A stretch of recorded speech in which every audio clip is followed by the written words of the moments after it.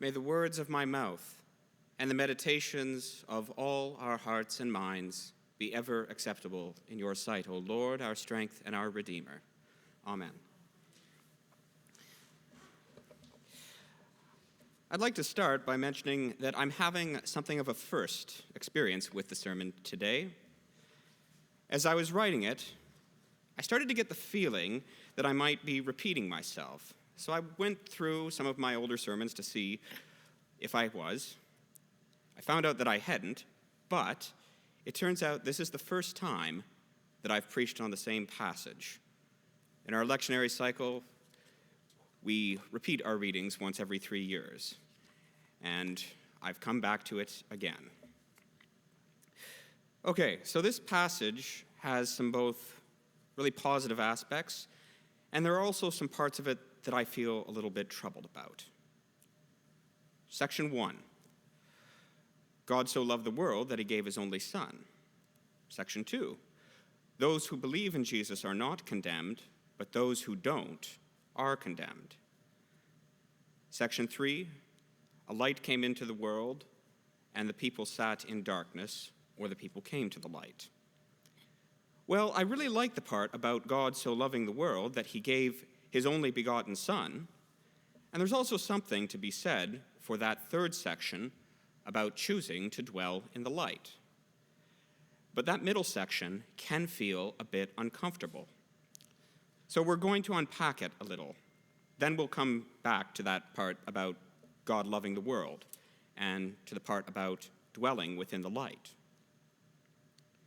When I first listen to this passage, I hear the words, "But those who do not believe are condemned already, because they have not believed in the name of the only Son of God."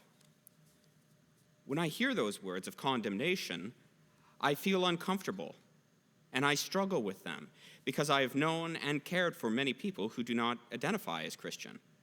They might name some other faith, or they might identify as atheist or agnostic. But I know them as my friends or family, and I cannot condemn them. Luckily, when I dive into this passage and start exploring, I find a number of things to be hopeful for. The first thing we'll look at is the nature of John's gospel itself. The second thing is the nature of belief. And the third that gives hope is a combination of dwelling within the light and the love of Jesus. The Gospel of John.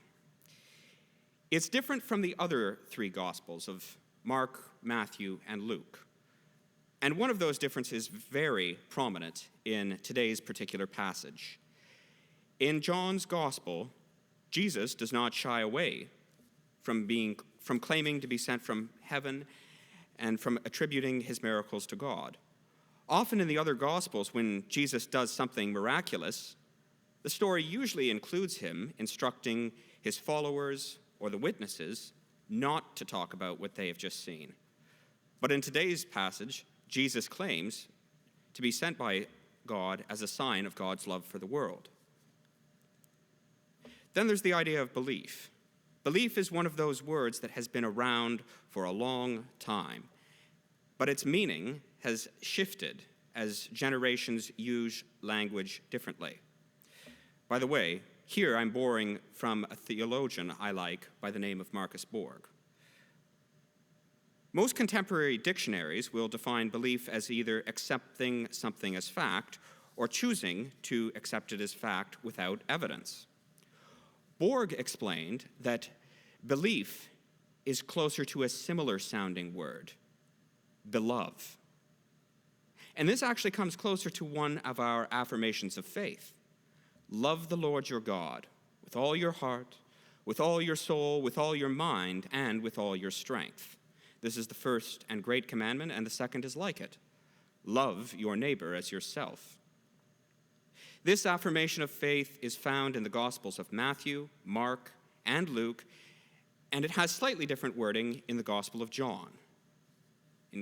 In the Gospel of John, Jesus states, "A new commandment I give to you, that you love one another just as I have loved you. By this, all people will know that you are my disciples, if you love one another." Okay, so now we have a few parts. Let's kind of review these before things get a bit confusing. When we look at believing as beloving, it starts to mean loving Jesus for who he is. And then we combine it with John's affirmation of faith, of people will know that you are my disciples if you have love for one another. Now it looks like believing in Jesus is a lot closer to loving one another. For Christians, Jesus is the incarnation and the image of that love. But that love can be shown by people of many different faiths. I think this can be a more accommodating and hospitable way in our diverse world. And I hope that this has unpacked the passage in a way that is helpful to all of you listening. So then we come to dwelling in the light.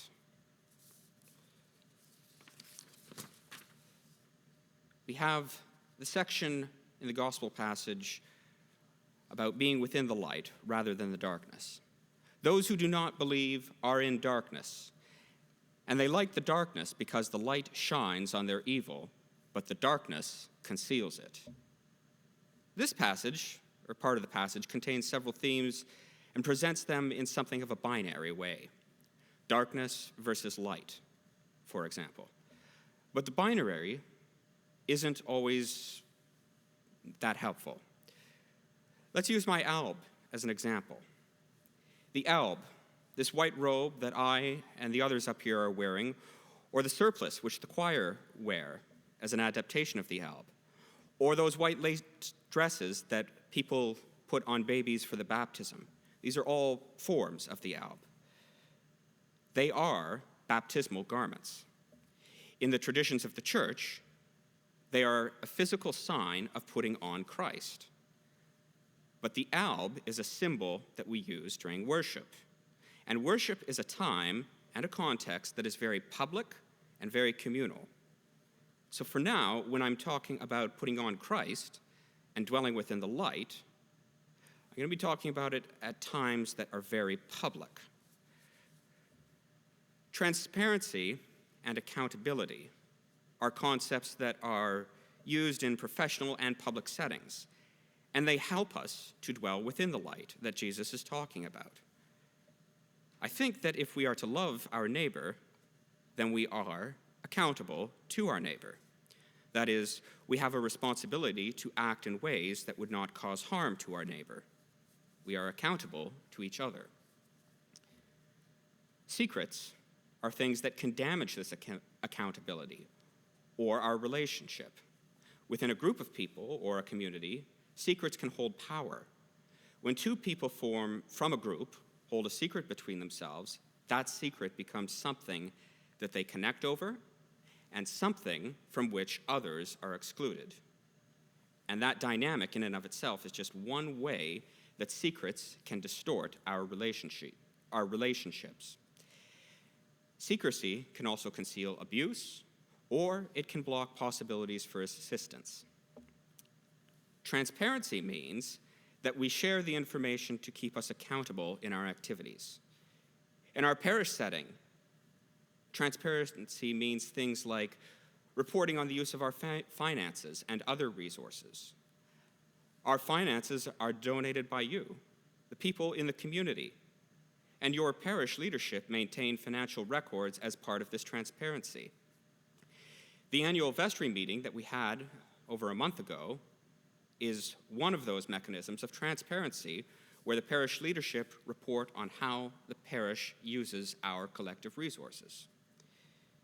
Transparency also means that when we are working on problems as a team, we share ideas and we share information with each other, with our fellow team members, so that we can collaborate and use more collective brain power. Making secret deals and using public finances for personal gain was something that had people ticked off at the time the Gospels were written. About 35 years before Jesus, King Herod the Great secured his position as king of Judea by bribing the Roman leader Mark Antony. And eventually, people learned about this deal. But by then, Herod had secured his position, And unlike today, there wasn't a way to hold him accountable for this, aside from rebellion. Along with feelings of underhandedness, this act of bribery could have caused problems for the people of Judea, since Mark Antony was soon afterwards seen as an enemy of Rome and engaged in a massive war.